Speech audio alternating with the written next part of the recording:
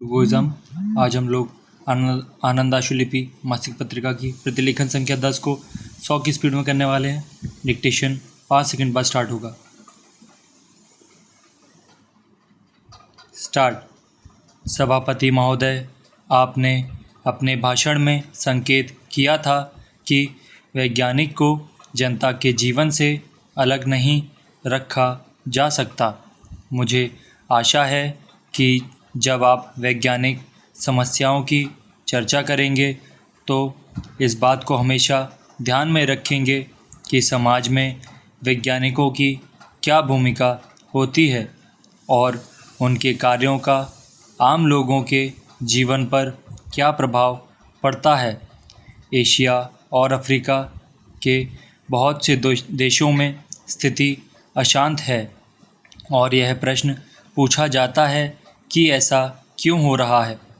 कभी कभी पश्चिमी देश इस प्रश्न पर सरल सा उत्तर दे देते हैं कि इन देशों के लोग अपना शासन स्वयं चलाने के योग्य नहीं हैं, वे अपनी संपत्ति का सदुपयोग नहीं कर सकते। यह एक बहुत सरल उत्तर है, परंतु यह ठीक उत्तर नहीं है।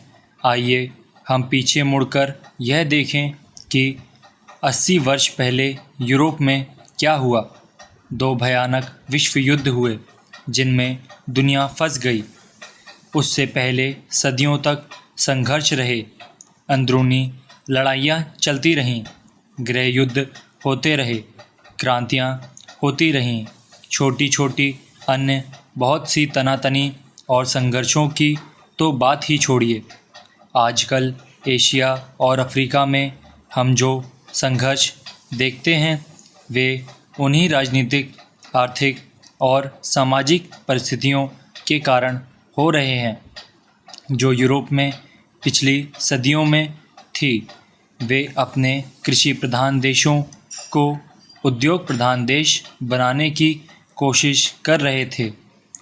जागीरदारी समाज व्यवस्था की जगह लोकतंत्रीय समाज व्यवस्था कायम कर रहे थे, जिससे कि लोग वंश, क्षेत्र, भाषा और धार्मिक आधार पर ना बटे रहें, बल्कि एक राष्ट्र के रूप में संगठित हों।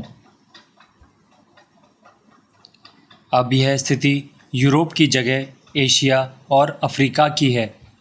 इन दोनों महाद्वीपों के लोग 21वीं सदी के प्रारंभ में उसी दौर में से गुज़र रहे हैं।